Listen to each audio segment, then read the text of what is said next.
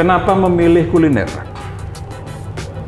Jadi dulu waktu kuliah kan hidupnya susah tuh Pak. Saya sambil kuliah, paginya kuliah, sorenya tuh jualan pecel lele dulu sama Bude. Orang dari kampung Kebumen, Iya dari Kebumen. diajak ke Pontianak. Aku ajak ke Pontianak. Terus disuruh, maksudnya Masak. dia bisa masak lah ya. Iya. Dikasih resep nih, lu bikin mie gitu. Iya. Enak. Nggak enak, makanya tutup. Setahun kemudian tutup, terus tak ganti warung soto. Warung soto. Karena dia jago soto. Jago soto. Masih orang itu yang Masih orang itu juga. Oh. Enak nih sotonya Pak. Enak. Enak. Roto bener ini kayaknya. Roto bener. Rame nggak jualannya? Nggak rame juga.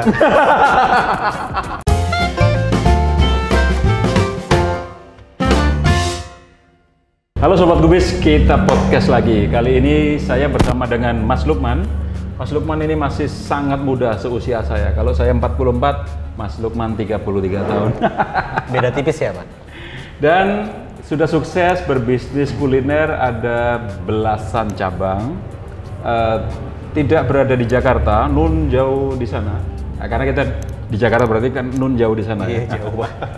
Di Kalimantan Barat, tepatnya di kota Pontianak, atau nanti di kota apa aja mungkin bisa dijelasin. Dan kita ini podcastnya ada di Tangerang Selatan, Di BSD. daerah BSD, di bakso Bebek Bujang. di Bebek Bujang, keliru bakso bujangan. Di Bebek Bujang ya, tetangga. Kebetulan ada juga, ada bakso bujangan, ada bebek kaleo juga. Iya benar, teman. Ya, semuanya teman kita. Iya. Oke, Mas Lukman, mungkin sekilas dulu ya. Mas Lukman ini aslinya orang mana? Kenapa kok bisa buka kuliner di Pontianak? Apakah Bapak Ibu transmigran ke sana? Jadi saya ini kelahirannya di Lampung. Kelahiran Lampung? Kelahiran di Lampung, terus kecilnya di Kebumen, kuliahnya di Jakarta lagi. Bapak Ibu orang Kebumen? Bapak Ibu orang Kebumen, ya. Oke. Orang Kebumen, terus dulu merantau ke Lampung kan, transmigrasi ke Lampung, Bapak Ibu. Terus lahirnya di sana, nomor lahir, terus kecilnya di Kebumen, terus kuliahnya di sini di Bintaro. Oke. Terus habis itu penempatan kerja ke Pontianak. Oh. Jadi dulu awalnya ke Pontianak itu karena ini penempatan kerja Pak, penempatan kerja PNS. Bintaro itu kampus apa, Mas? Stan Ya. Stan Bintaro. Berarti kalau stan itu kan ikatan dinas ya? Ikatan dinas. Berarti PNS dong? Dulunya PNS. Sama dong, aku kayaknya cepetan aku kan. Oh iya. Berarti PNS di Pontianak. PNS di Pontianak betul. Sekarang masih? Sekarang udah enggak, udah jadi enggak? pengangguran Pak. Oh. Berarti berapa lama jadi PNS? Sama CPNS semua total 8 tahun. 8 tahun. Iya. Berarti urusan keuangan di kantor apa kalau Kantor boleh? pajak. Kantor Pratama pajak Pontianak. Pratama Pontianak. Oke. Kenapa memilih kuliner? Jadi dulu waktu kuliah kan hidupnya susah tuh Pak. Saya sambil kuliah, paginya kuliah, sorenya tuh jualan pecel lele dulu sama Bude. Bude saya bisa masak sambel kan. Jadi saya paginya sebelum kuliah tuh belanja dulu ke pasar, terus habis itu kuliah, sorenya jualan pecel lele. Semester berapa tuh? Itu semester 3 Pak. Semester 3 ya? Oh, berarti udah tahun kedua lah ya? Tahun kedua. Tahun pertama nggak bisnis tuh? Tahun pertama belum, masih cupu dulu Pak. SMA ada pengalaman jualan nggak? Nggak ada, dulu saya STM otomotif. Oke. Jadi nggak ada jualan sih emang. SMK-nya STM ya? Otomotif. Dulu STM ya? STM. Atau SMK otomotif? Kuliahnya keuangan? Kuliahnya keuangan. Bisa? Iya, bisa dipaksa sih Pak. Kepaksa ya. Oh, kepaksa ya? Dulunya waktu lulus STM kan kebanyakan teman-teman pada kerja ya, kerja di Daihatsu, Toyota, Astra gitu kan. Nah saya daftar ke Astra, ke Toyota gitu, alhamdulillah nggak keterima Pak. Karena dulu saya pendek, kurus, kecil, jadi nilai body fit saya ini kurang gitu. Oh, adalah aku alumni Astra juga. Oh iya. Habis PNS aku ke Astra. Oh gitu. Daftar Astra nggak diterima. Nggak diterima. Kuliah di STAN. Akhirnya kuliah di STAN. Kuliah di STAN itu ada tinggi badan nggak? Nggak ada. Oh nggak ada. Nggak Pokoknya ada, cuma nilai matematika, bahasa Inggris, sama pengetahuan umum aja. Tapi kan ada tesnya, tes Iya, masuknya. tes masuknya masuk. Tes masuknya itu yang susah. Iya. Gua aja nggak masuk. Ikut dulu gua tes nggak masuk. Oh, iya. Iya, saya juga bejo aja sih Pak bisa masuk. Iya. Oke, berarti selama 2 tahun jualan pecel lele. Pecel Sampai lele. berapa cabang dengan Bude itu? Satu aja. Satu aja? Jadi cuma buka pakai tenda gitu toh Pak. Buka tenda, warung, ya cuma 2 meja gitulah. Jadi 2 yang sama meja. Bude itu punya siapa warungnya?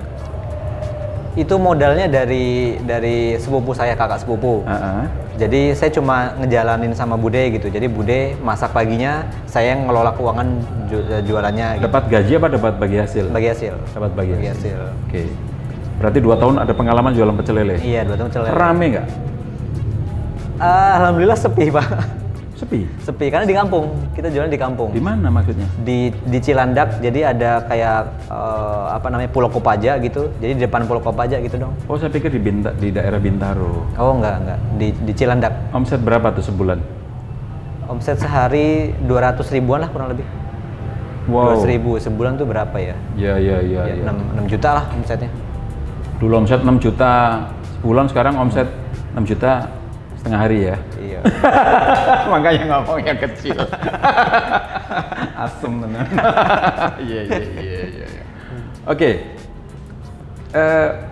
Yang Bude kan sampean lulus tuh. Bude masih ngelanjutin nggak usaha? Enggak. Jadi usahanya itu belum sampai saya lulus kuliah udah stop, Pak. Oh, karena udah mulai sibuk kuliahnya kan, udah mulai padat nih aktivitas kuliahnya, udah mulai dulu ada tugas akhir lah. Maksudnya nggak dilanjutin Bude gitu? Nggak dilanjutin. Oh, enggak. Karena ya kalau saya stop ya Bude juga stop gitu, nggak. Oke. Nggak dijalanin. Emang awalnya tuh ngerintisnya bareng-bareng gitu, Bude masak, aku yang ngejualin. Artinya itu bagian dari pengalaman lah ya pas waktu kuliah. Betul. Nah, terus nyampe ke Pontianak, kan kerja tuh. Berapa lama setelah di Pontianak terus kok kepikiran buka kuliner? 6 bulan. 6 bulan setelah Jadi, di sana. dari zaman kuliah tuh udah niat nanti kalau kan jualnya kan di tenda gitu ya Pak. Kan istilahnya aku nih orang kuliah gitu. Aku nih kuliah tinggi-tinggi kok jualannya sama kayak orang yang nggak kuliah gitu. Jadi udah niat nih besok insya Allah kalau udah punya modal, aku tak buka resto yang agak bagusan gitu. Nah alhamdulillah nih udah penempatan Pontianak udah dapat SK CPNS tuh. Nah SK CPNS ini udah bisa sekolah Pak. Tak sekolahin langsung ke bank. Biar bisa lebih tinggi lagi sekolahnya. Langsung ya? Cair nih. Langsung cair, aku nyari lokasi. Nah 6 bulan kemudian dapat lokasi. Gitu. Jadi SKPNS itu teman-teman ya buat yang belum PNS gitu ya. Itu senjata. Itu kayak sertifikat rumah, jadi bisa disekolahin. Dengan mudah ya Pak. Sekolahin ke bank maksudnya ya, buat jaminan pinjaman ke bank. Iya, alhamdulillah banknya senang. Itu dipakai modal pertama buat buka resto? Buka warung, dulu warung mie ayam awalnya. Mie ayam? Warung mie ayam. Panjang nih ceritanya nih. Ini ngomongin bebek bisa sampai mie ayam, pecel lele. Mie kan ayam? Aku nggak bisa masak Pak. Bisa sampai masak? detik ini udah aku nggak bisa masak. Nggak bisa masak? Nggak bisa masak. Bikin mie ayam siapa? Aku juga. Tapi nggak bisa masak, jadi aku nyari resep di YouTube, resep di internet gitu. Udah tak kasih ke orang yang bisa masak nih. Dulu kan ada karyawan lah dari kampung gitu. Nah dia nih yang bikin masakan ini, tak kasih resepnya gitu, dia bikin. Gitu. Jadi aku pulang kerja, aku ikut jualan di warung. Tadi dibilang apa itu orang kampung tuh, orang dari kampung Kebumen, iya, dari Kebumen. Diajak ke Pontianak. Aku ajak ke Pontianak. Terus disuruh, maksudnya masak. Dia bisa masak lah ya. Iya, Dikasih resep nih, lu bikin mie gitu. Iya. Enak? Nggak enak, makanya tutup. Jadi itu sekitar setahun lah bangkrut wes Pak. Nggak cukup buat bayar perpanjang sewa dulu. Nggak, itu dia pinter masak apa? Kan dia bisa masak. Bisa. Apa? Dia bisanya apa? Apa salah? Ya kan resepnya ini dari internet gitu Pak. Enggak, maksudnya dia itu bisa masak apa? Kan sampean udah percaya dong dia jago masak dong. Mestinya kan dia kalau disuruh masak, misalkan dia jagonya pecel lele, mestinya kan jualan pecel lele karena dia udah terbukti enak kan? Itu nggak kira-kira? Benar. Dia bisa masak yang lain. Dia masaknya yang lain, masak soto, masak sayur gitu bisa. Dikasih resep mie ayam, bakso gitu. Coba contoh ya temen-temennya. Jangan sok tahu. Jangan sok tahu. Oke. Karena kan aku suka mie ayam gitu. Jadi ini dulu kan kita usahakan karena memang apa yang aku suka, yang menurutku di sini belum ada pasarnya gitu. Kata seminar-seminar kan gitu. Iya. Suka masak, bisnis itu. Suka makan, bisnis itu. Iya benar. Saya juga kalau seminar sering bilang begitu. Iya. Tapi tidak semudah yang diomongkan di seminar. Iya. Ya, pengalaman, experience. Oke. Terus tutup. Berapa lama tutup?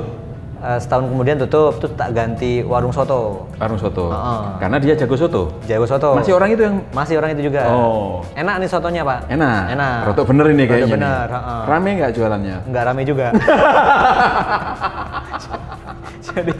Jadi itu dalam waktu 7 bulan tutup lagi, Pak. Tutup lagi? Iya. Jadi sudah setahun jual mie tutup, 7 bulan jual soto padahal enak, tutup? Tutup lagi. Kenapa? Evaluasinya itu mungkin karena ini ya, saya tuh nggak jago branding sama marketing. Jadi kayak kan cuma kios kecil tok gitu. Kios kecil mungil, tampilannya juga seadanya, nggak ada desain-desain bagus gitu. Di kota Pontianak nih? Di kota Pontianak. Lokasinya udah bagus sih sebenarnya. Lokasinya bagus, tapi nggak ada branding, nggak ada cat-cat marketingnya yang bagus gitu ya? Iya. Oke. Dan Terus, mungkin lanjutannya kan gimana? enaknya itu kan enak lidah saya gitu kan. Oke. Enak lidah sana mungkin menurut mereka biasa aja gitu kali. Mungkin Ini soto khas apa? Soto Jawa Tengah? Soto yang kental itu, Pak. Soto apa ya? Lamongan?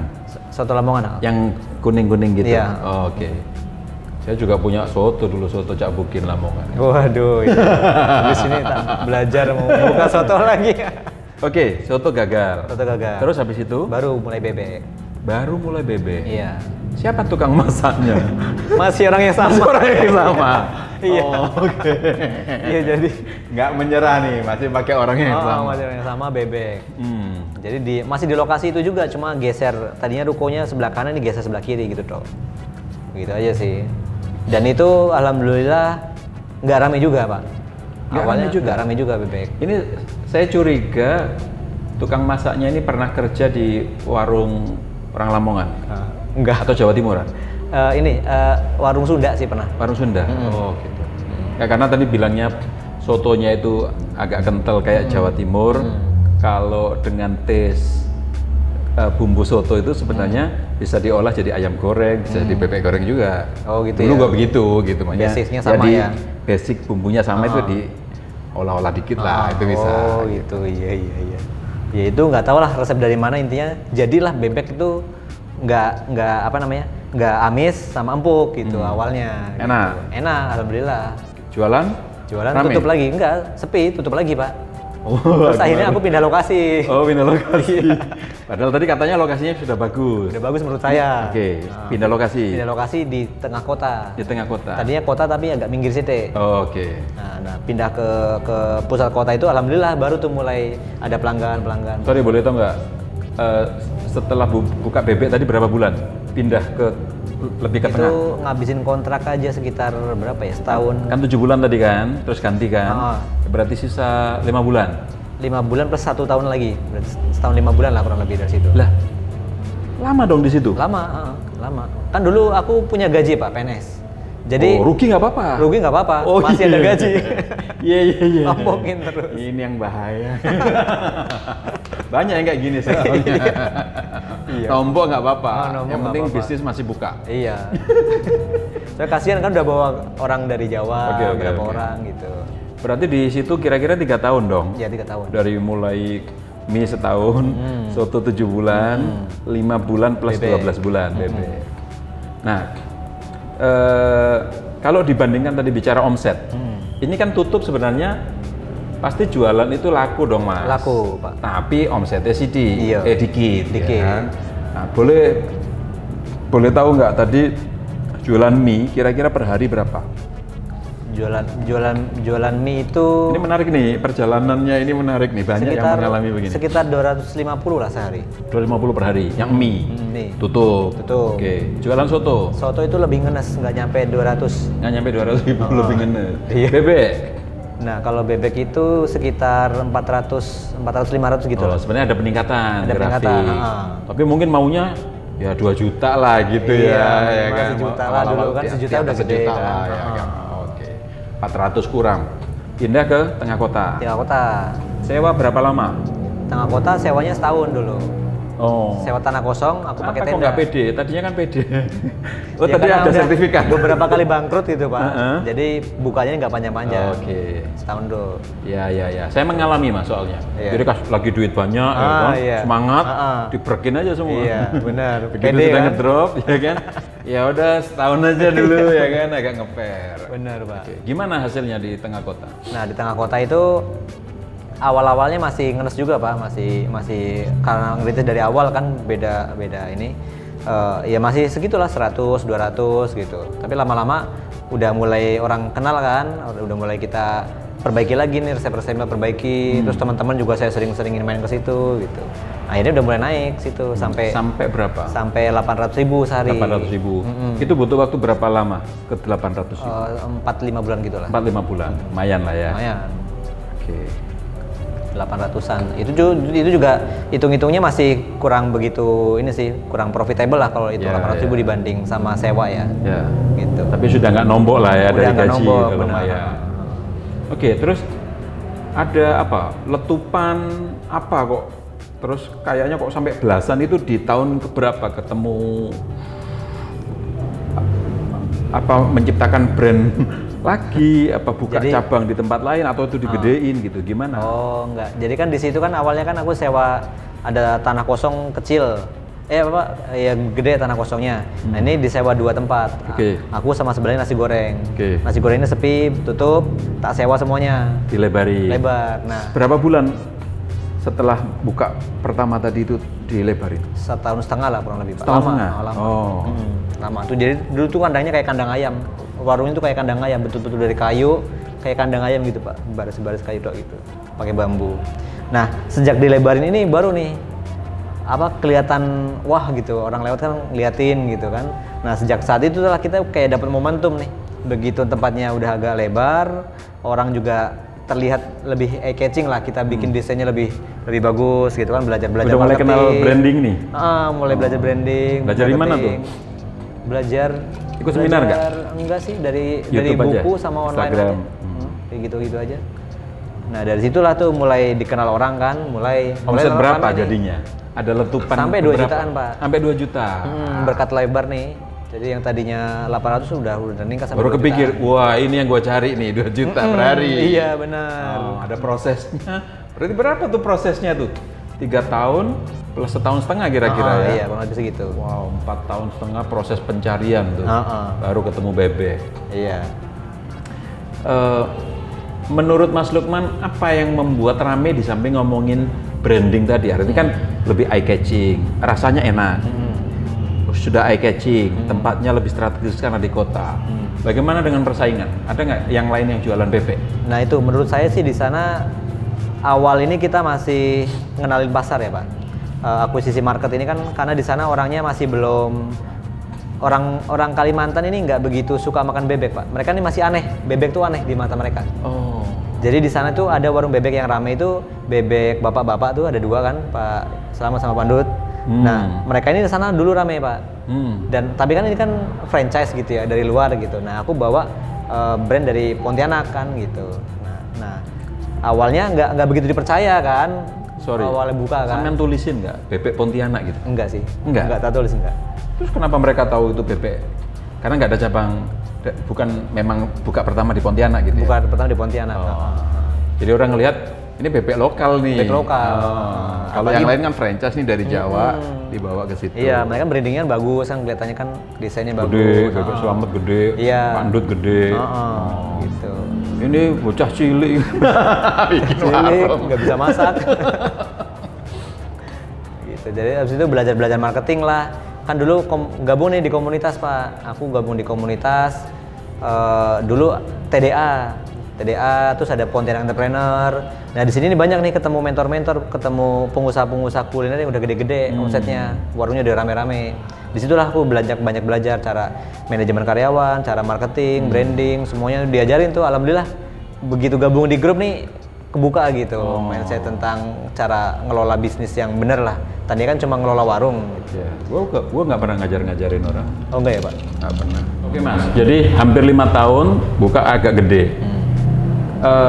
Di warung itu sebelum buka cabang lagi, omset paling terbesarnya berapa? Pernah berapa?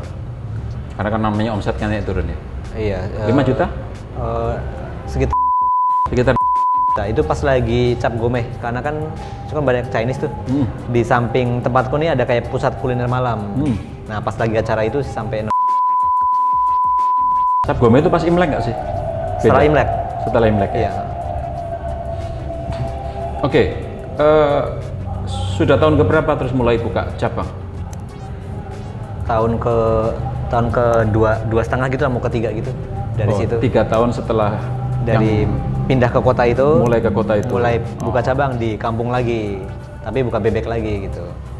Mulai buka di kampung? Nggak kampung sih, maksudnya tadi kan pusat tengah kota nih. Di Pontianak? Di Pontianak kotanya. Ini buka lagi di Pontianak juga, tapi agak geser. Agak minggir. Jarak berapa kilo dari tempat pertama? Jaraknya sekitar 3 kilo lah. 3 kilo? Nggak terlalu jauh sebenarnya? Nggak, tapi Pontianak itu kotanya kecil sih Pak, segitu tuh termasuk ini. Sekarang kita cabang kita ada 16 pun deket-deketan Pak. Masih di kota-kota Pontianak juga gitu. Karena emang kotanya kecil, jadi di segitu tuh termasuk lumayan jauh lah gitu. Oke, buka yang kedua ini, kita ngomongin keberanian nih. Ukurannya seberapa? Berapa kalinya yang ini tadi kan sudah 2 outlet? Yang kedua ini ukurannya lebarnya lebih lebar, tapi panjangnya 2-3 kali lipat yang pertama. Lebih lebar yang kedua? Lebih lebar yang kedua, dan panjangnya juga 3 kali lipat dari yang pertama. Wow. Jadi lebih gede lah gitu. Lebih gede. Ceritanya. Mungkin gini, luasnya deh. Yang pertama berapa luasnya? Biar ngitungnya gampang. Yang pertama itu 15 kali 20, 300. 300 meter yang pertama. 300. Itu termasuk parkiran atau hanya bangunan 300? Udah sama parkiran. Sudah sama parkiran. Jadi bangunan kecil. Oke, yang kedua? Yang kedua ini 700-an lah kurang lebih. Jadi yang pertama tanah 300 meter, yang kedua tanah 700 meter. Iya. Oke. Rame nggak? Sedang-sedang lah, nggak begitu rame-rame banget. Karena masih belum begitu ini kan. Apakah yang kedua ini sudah lebih terkenal karena ada cabang yang pertama? Iya, lebih terkenal. Orang udah tahu. Oh, ini cabangnya di sana. Iya, gitu. benar. Oke. Lebih mudah lah kenalin pasarnya, begitu buka nih nggak yang omset 100, 200, 1000 gitu. Udah langsung dapat lah di atas 1 juta gitu Pak. Oh, sudah langsung dapat 1 juta. Bertahan tuh? Bertahan, alhamdulillah. Cabang kedua? Cabang ketiga, berapa lama kemudian? Cabang ketiga nih sekitar 5 bulanan lah dari. 5 bulan? Nggak nyampe, sekitar 6 bulan, 5 bulan lupa saya, sekitar segitulah. Oke, tadi kan kita sempat ngobrol sebelum podcast ya. Katanya Mas Lukman punya brand selain... Iya, ada 8 brand. Selain bebek? Selain bebek. Sekarang itu 8 brand? Sampai sekarang 8 brand. Bukan karena yang tutup-tutup tadi? Bukan? Yang masih aktif 8. Yang masih aktif 8? Yang tutup ada 3 brand tutup. Oke. Nah, tadi kan udah buka nih cabang kedua.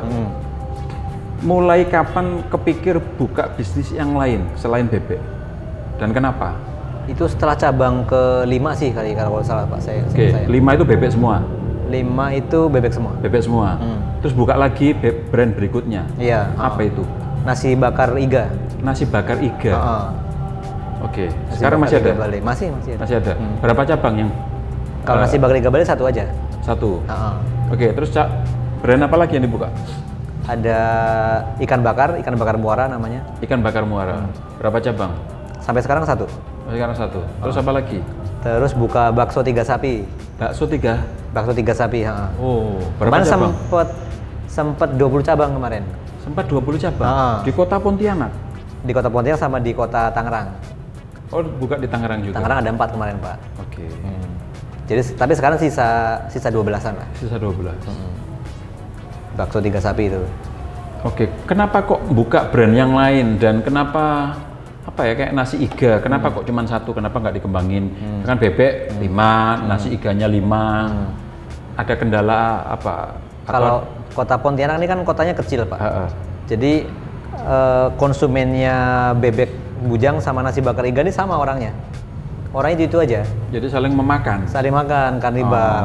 Nah terus juga brand nasi bakar iga ini nggak se-hype bebek bujang lah gitu. Bebek bujang ini kan orang Pontianak siapa sih nggak kenal bebek bujang gitu ibaratnya kan?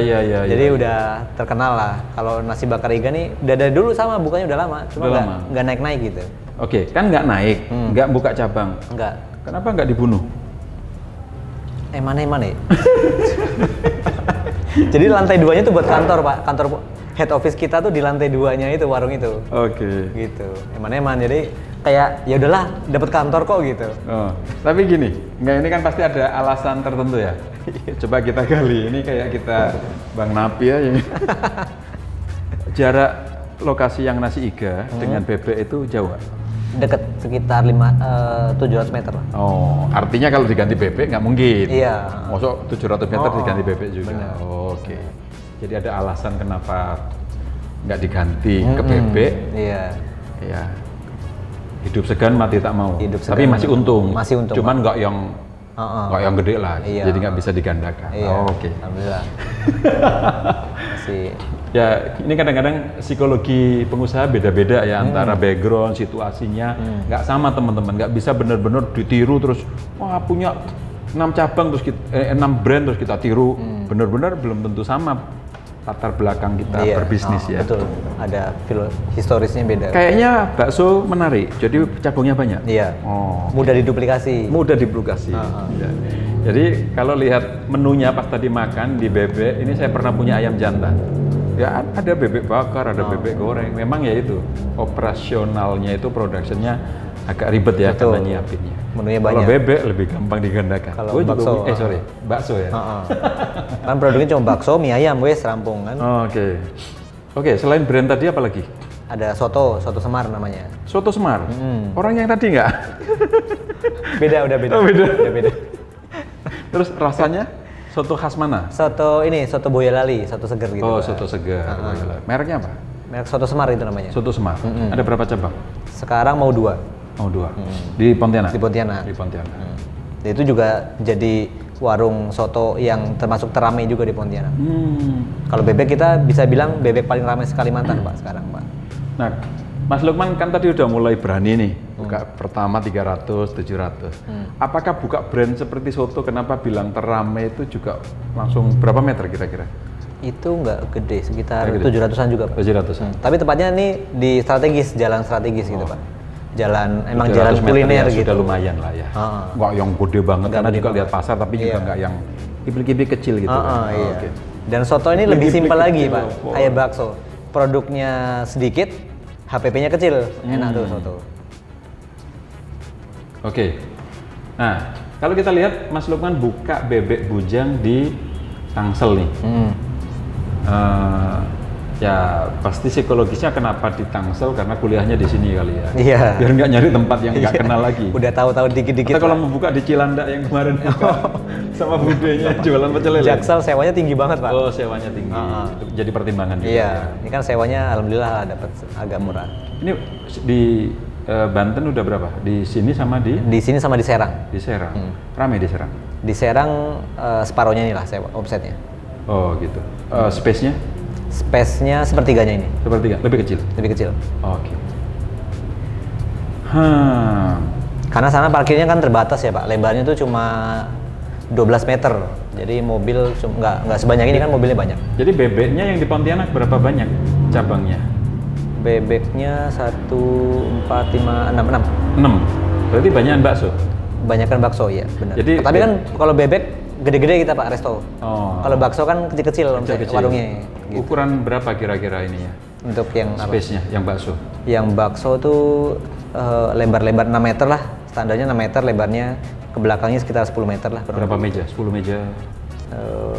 10 sampai 15 meja lah. Kecil-kecil lebih banyak gitu ya. Kecil-kecil banyak, benar. Nah, menurut Mas Lukman, apa yang mau dikembangin di ya Jabodetabek lah ya kira-kira ya? Lebih menarik ngembangin bakso atau lebih menarik ngembangin bebek? Kalau sekarang kita mau fokus di bebek dulu sih Pak. Di bebek. Paling nggak minimal 6 cabang, barulah kita baru mikir nih mau brand lain, senjata lain mau kita masukin apa enggak gitu. Fokus dulu soalnya kalau kebanyakan produk kan ini juga kita. Ini ada dapur sentralnya? Ada dapur sentral. Oke. Idealnya berapa sih dapur sentral itu bisa mengcover atau minimal mengcover berapa cabang ya biar efektif, efisien gitu? Kalau tergantung usahanya sih Pak. Kalau misalkan bebek nih, karena kita restonya nih gede, lumayan gede gitu. Jadi 4 aja udah efisien sih Pak. 4 ya? 4 tapi ukurannya segede ini? 4 tadi gede-gede. Sorry, ini berapa ukuran? Sini 800-an Pak. Tanahnya ya, 800 meter. 800, Ya, 4 cukup lah ya. 4 minimal cukup. 4 Minimal 4. bisa mengcover. Udah efisien. Karena kan pengiriman, supply chain, kantor. Ini semuanya buka sendiri? Masih? Duit sendiri? Oh enggak, ada yang kerjasama juga Pak. Oh, ada kerjasama? Kerjasama. Jadi ada investor, Betul. tapi kerjasama. Tapi dia ini cuma nitip uang aja. Nitip duit, gitu. kita yang Kita mengoperate. operate-nya dari kita. Ada dari belasan cabang ada yang di franchise ini nggak sih? Franchise kita nggak ada. Enggak, jadi dioperate semua. Operate sendiri semua. Tapi bisa terima investor. Bisa terima investor. Oh, oke.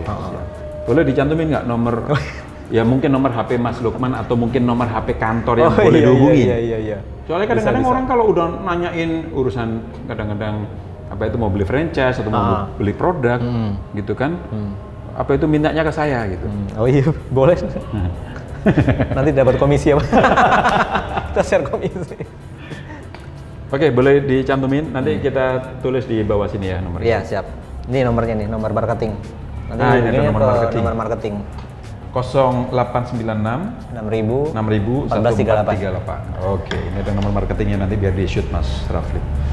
Oke, rasanya udah panjang ya teman-teman. Mungkin saya harap bisa menarik kesimpulan sendiri bagaimana jatuh bangunnya dan usia sekarang 33 tahun. Ini berarti total sudah ngerintis 10 tahun. 10 tahun. Berarti ngerintisnya umur 23 tahun. Ya. Iya. Artinya sukses itu nggak harus menunggu tua, teman-teman. Tinggal Anda yang menentukan. Mau nunggu tua apa enggak. Umur 33 tahun sudah belasan cabang. Oke, sampai ketemu lagi di Liputan Kubis TV. Mas Lukman, terima kasih sudah sharing. Saya makasih. Banyak banget. Sampai ketemu lagi teman-teman.